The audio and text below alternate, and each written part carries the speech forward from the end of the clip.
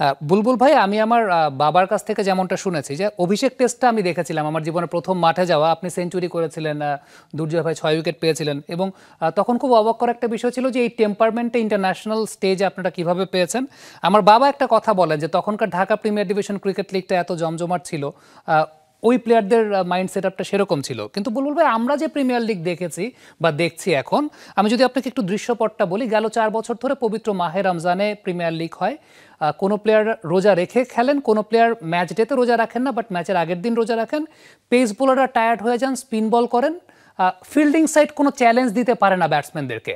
So ব্যাটসম্যানরা 1000 run করেন, এক সিজনে 900 রান করেন, বাট সেখানে বোলারদের তরফ থেকে আসলে কোনো চ্যালেঞ্জ থাকে না। তারা মূলত আসলে 50টা ওভার পার করে দেওয়ার জন্য ফিল্ডিং সাইড ফিল্ডিং করেন। ইভেন এখন যে পরিমাণ ট্রাফিক জ্যাম, বিকেএসপিতে যেতে 3.5 ঘন্টা সময় লাগে, 4টার সময় ঘুম থেকে উঠে নানা ধরনের ব্যাপার, ম্যাচ অ্যানালাইসিসের চাইতে আমিন বাজারের জ্যাম নিয়ে অ্যানালাইসিস করেন ক্যাপ্টেনরা বেশি টিম বাসে বসে।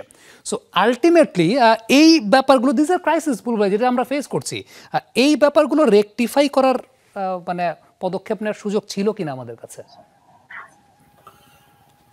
আমি আপনাকে আবার একটা উদাহরণ দিই। আপনি যদি ইংল্যান্ডে যান, ইংল্যান্ডের একটা ছোট্ট গ্রামের ক্রিকেট ক্লাবের যান এবং সেখানে গিয়ে যদি বলেন যে এটা তো এখন 2025 শুরু হলো, আপনি বলবেন যে 2026-এ আপনারা কবে কোথায় কোন ম্যাচ খেলবেন তাদের ফিক্সার রেডি থাকে।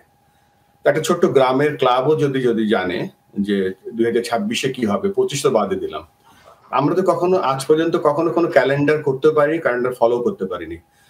আমরা কিন্তু আপনি বলতে পারেন যে আমাদের ফ্যাসিলিটির অভাব। আমাদের তো এখন 7টা বা 8টা টেস্ট ভেন্যু আছে। আমাদের মাঠের অভাব নাই। আমাদের দেশব্যাপী ক্রিকেটের মুখ থুবড়ে পড়ে আছে আজকে বহুদিন ধরে।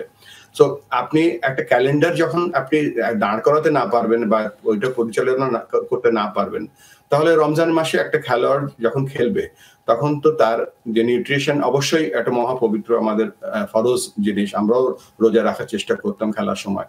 তবে এটাও ঠিক যে আপনার নিউট্রিশন বা আপনার ফিজিক্যাল সাপোর্ট যেটা থাকবে বা আলটিমেটলি এটা আপনার মেন্টাল সাপোর্টও হয়ে দাঁড়ায়। আপনি পারবেন না, আপনি সর্বস্ব দিয়ে পারবেন না, এবং সেই সময়টাই এই খেলাটা হচ্ছে যেটা বাংলাদেশের সবথেকে আকর্ষণীয় একটা লিগ, 50 ওভারের ঢাকা প্রিমিয়ার লিগ। এটা তো আমাদের চিন্তা করা উচিত ছিল।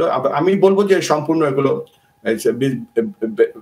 সম্পূর্ণ ব্যর্থতা, এবং ব্যর্থতা এই জন্য বলবো যে আমরা 25 বছর ধরে খালি টেস্টই খেলছি। তারপরে তো 1971-এর 73-4 থেকে আমরা রেগুলার লিগ ক্রিকেট খেলছি। তারপরে আজ পর্যন্ত যদি আমরা একটা ক্যালেন্ডারই দাঁড় করাতে না পারলাম দেশব্যাপী, যেখানে লক্ষ লক্ষ ক্রিকেটার খেলতে চায়, মানে লক্ষ লক্ষ ক্রিকেটার স্কুলে আছে, লক্ষ লক্ষ ক্রিকেটার ইন্টারমিডিয়েট লেভেলে আছে, এলিট ক্রিকেটার আছে হাজার হাজার, তাদের যদি আমরা এই ফ্যাসিলিটিটা না করতে পারি বা ফ্যাসিলিটেট না করতে পারি, হোয়াটস দ্য পয়েন্ট অফ এই সব অর্গানাইজেশন থাকা? আমরা তো অর্গানাইজেশন গুলো তৈরি করি not to just to represent Bangladesh. আমাদের তো দেশের ক্রিকেটের মানে কিভাবে ভালো হবে বা কিভাবে সবাই খেলতে পারবে, আমাদের এমন একটা এখন দাঁড়িয়েছে এমন একটা জায়গায় যে বাংলাদেশ ক্রিকেট মানে হচ্ছে বাংলাদেশ জাতীয় দল বা আন্ডার-19 দল বা মেয়েদের জাতীয় দল। দেশের ক্রিকেটটা যে সবার, সেটা আমরা ভুলে গিয়েছিলাম এবং ভুলে গিয়েছি। So we need to bring back hour culture. তারপরে আমরা ক্যালেন্ডার নিয়ে কাজ করতে পারবো। So let's talk about more cricket.